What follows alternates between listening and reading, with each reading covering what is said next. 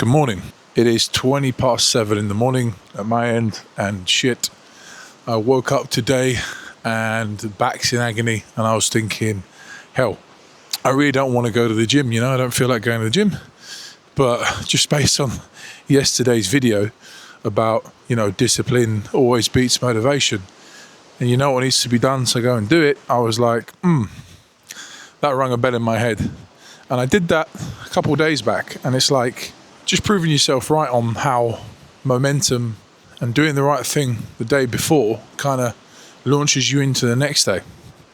It's interesting.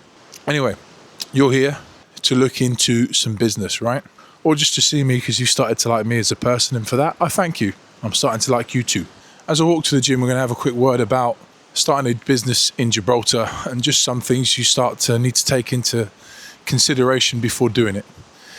I'd say the first thing you need to be doing, this is no guru stuff, this is just someone reporting from the trenches, right? Someone who's going through it whilst in full-time employment, trying to find the time of day and the motivation to do it, and learning along the way. And I'm going to try and show you that my mistakes or my findings, try and use my mistakes, my findings, my journey to report back to you guys to let you know how it's going for an array of reasons, whether it's to find motivation, start a business yourself, start a business in Gibraltar, come and visit Gibraltar, come and see me, Pokemon cards, you name it. So anyway, the whole idea behind the business, I won't go into it because we could leave that for another video, was just my knowledge in Pokemon. Sorry if I'm breathing heavy, but this hill is killing me. My knowledge in Pokemon has never really faltered in the sense that I've never left a game. And whether you like it or not, if you've never not played a generation game and some of the side games in between, then, you never miss one. Your knowledge is just going to start compounding, right? And without realizing it, I've become one of the people, if not the person, that knows most about Pokemon that I know at the moment.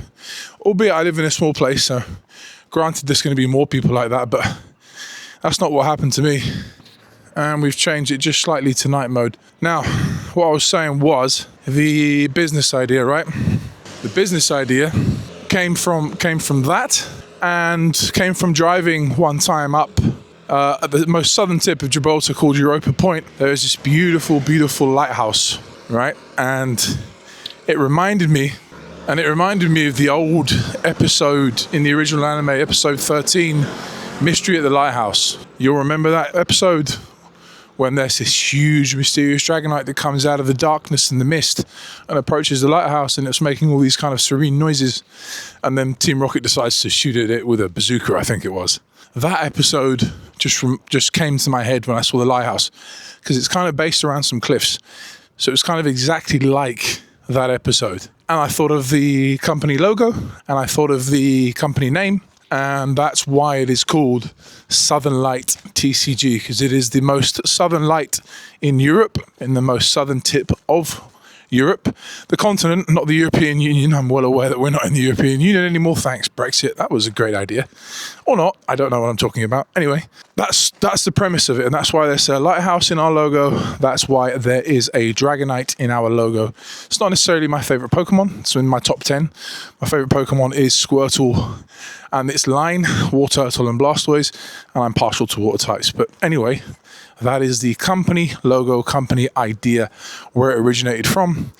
From that point, I took some inspiration from a guy over in the States that I've been watching for years called Pokini, aka Brian. That guy started a business out of his basement, I believe, in Omaha, Nebraska, and just selling Asian cards initially because it was a free market. Pokemon, for example, you have to realize when it comes to selling English Shield product, they're not just going to work with anyone. You're not just going to be able to walk into Pokemon and go, or call them and say, hey, I want to work with Pokemon, I've got some money, and I want a provider. That's kind of not how it works. You need to have, well, I don't know how it works because I've not got one, but I definitely know you need to be a lot more serious and have some kind of a business plan and some kind of, you need to demonstrate that you're able to, obviously, Asia is very different. So China, Japan, Korea, from what I've found out so far, is an open market.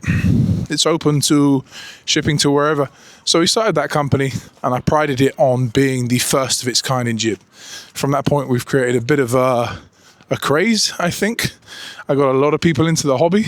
I got a lot of people starting business ideas and whatever, and I'm not just claiming that, it's plain to see. But moving on from there, there's a few things you need to take into account. I think the first one is when you go to register it in Companies House, which is where you register the business name, okay? Costs a fee. I can't remember the exact fee that it costs, but if you want me to break these things down for you, just let me know in the comments if you're thinking of starting a business in Gib, and I will break them down more in depth if you like, including forms and prices, and I'll try and make it a lot more obvious of where you have to go and what you have to do. From that point, you're going to go either for if you're in employment, which you most likely will be, you're going to have to go for that secondary employment option, or you're going to have to go for the limited company option. Now, to become a limited company, there's another series of prerequisites that you need. But the reason why you need to start thinking about this before you do it is because if you go to the secondary employment option, tax can be a bit of a bummer, in the sense of, for example, when I found out after doing it for a year, we initially registered me and my wife as secondary employment. My wife's on a government scale, I'm on a government scale in terms of what we make on our base wages because of what we do, and mine was one of the top ones.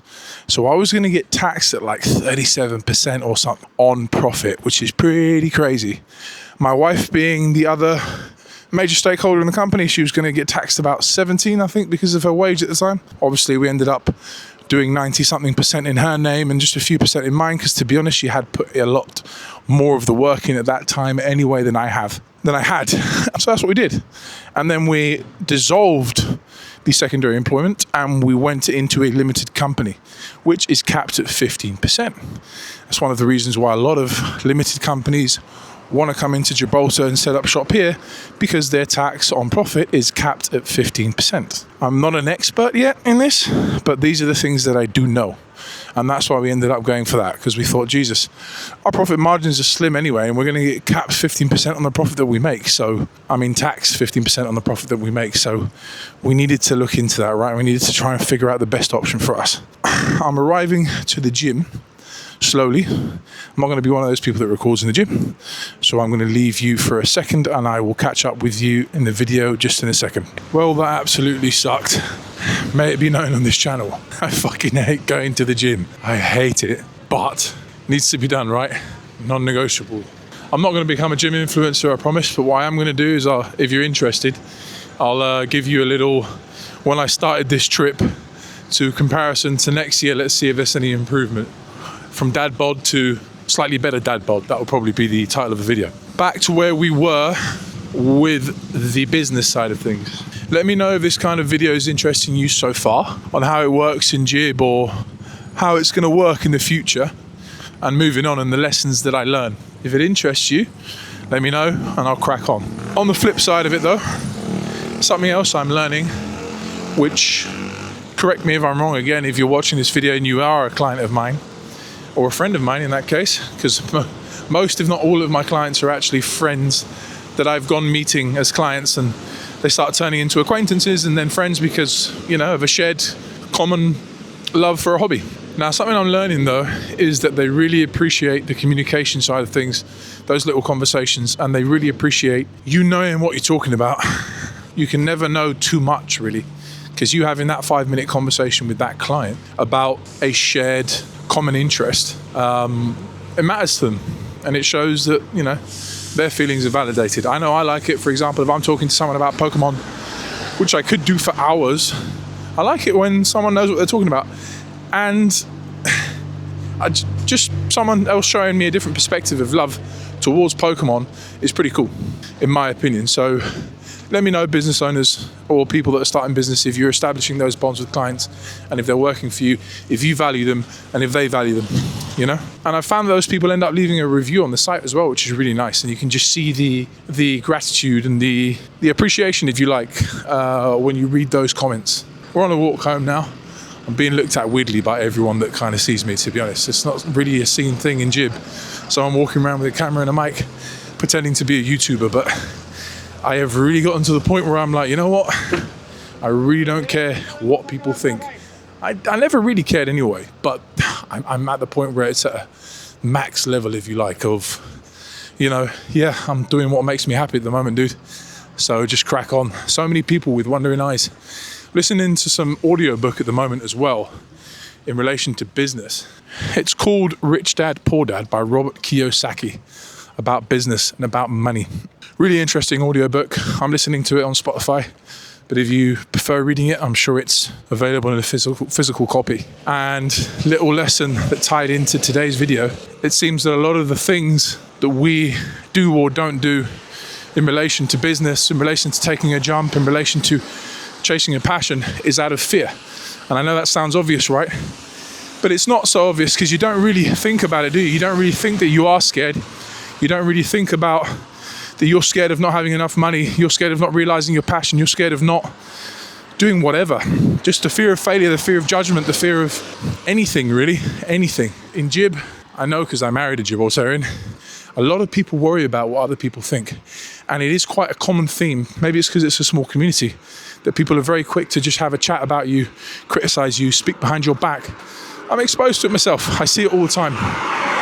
It's maybe part of the reason why I don't fit in sometimes, personally. I'm not sure if it's reflective on small communities, and any of you live in a small community and you understand. Probably part of the reason I don't fit in is because I don't do any of that, man. I'm not interested in it.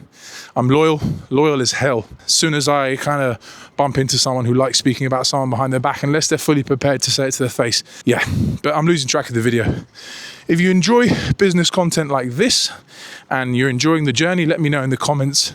Drop me a little like, sub to the channel, or if you just enjoy hanging out with me and listening to this while you're at the gym, whilst you're gaming, whilst you're shiny hunting, whilst you're opening some packs, then do that too, brother, because I'm with you for it all day long. Just let me know in the comments, talk to me, I will reply. All right? I'll catch you soon, man. Going to work.